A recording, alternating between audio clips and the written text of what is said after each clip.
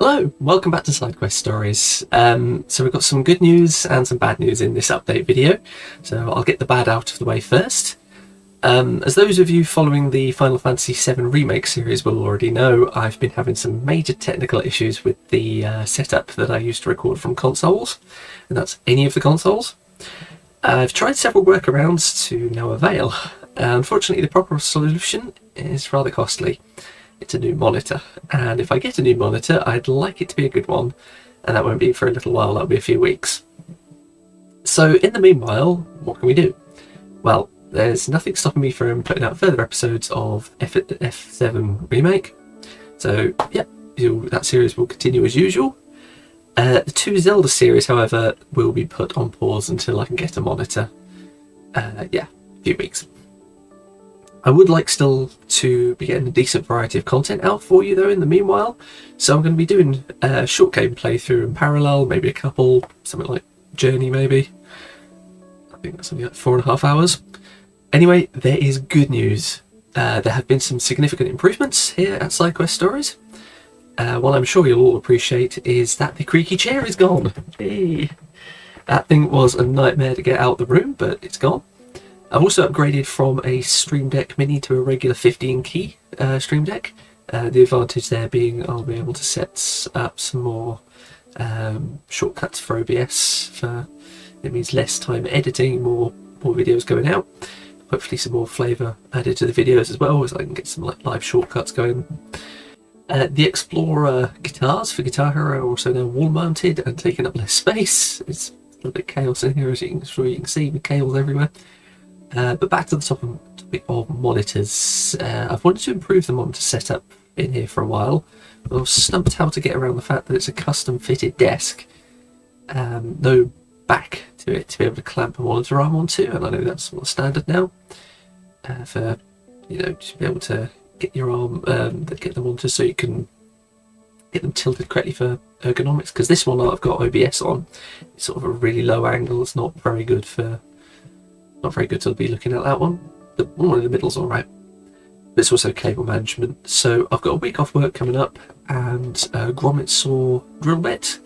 So I'm going to add some grommet saws and covers to the desk.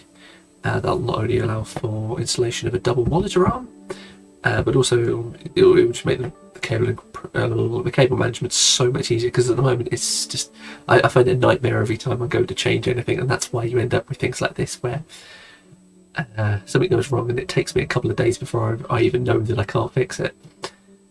But yeah, hopefully that improves things. What really stumped me when I got to it was how to record PlayStation 3 in HD quality. It's pretty simple to take component out for recording, but issues when you're trying to capture the HDMI signal. PS3 has something called HDP applied universally. Those who don't know, this is a security feature of HDMI aimed at preventing piracy of Blu-ray movies. Some consoles only apply HDP when playing a movie. I think the Xbox Series is like that. Some, like the PS4, have a toggle that lets you record, but be unable to access movie playback while recording. But the old PS3 has no bypass. However, there is a capture card that allowed recording from an HD PS3 signal, the Elgato Game Capture HD, not to be confused with other more recent and similarly named cards. This is just a special cable to capture the output, bypassing the HDMI issue entirely. So as soon as we're back in business with a new monitor, that will get thrown into the mix. That'll be great. And speaking of things to do when we're back in business, I've got 3 more games for the PS4. I haven't got the boxes here, they're all tucked away. Uncharted 4, Uncharted The Lost Legacy, and Kingdom Hearts with a bunch of numbers. I think it's 1 and 2, but plus some other games. I think it's everything before Kingdom Hearts 3. But I've never played any of those games, so I don't really know how it works. Something to do with Final Fantasy and Disney. But there's something we can do now. A console. Yeah, I've got another console that I can capture despite the current issues. And it's a bit of a white whale of an ability. I was able to get hold of a Nintendo 3DS XL with an optimized capture card. Took a little while getting this set up and going, Had some issues first time around, had to get some different software for it. Do note though that it isn't the new 3DS XL, so there's a few games out of reach, like I think the Warriors game for Fire Emblem, a few things like that, but that's okay. I've got Circle Pad Pro coming, which I'll need to modify to not obstruct the capture card cable, but that'll also increase the number of compatible games and also add extra features to some of the ones that don't require it. So we've got access here to a massive library of games from the DS and the 3DS consoles, some of which I've managed to get my paws on.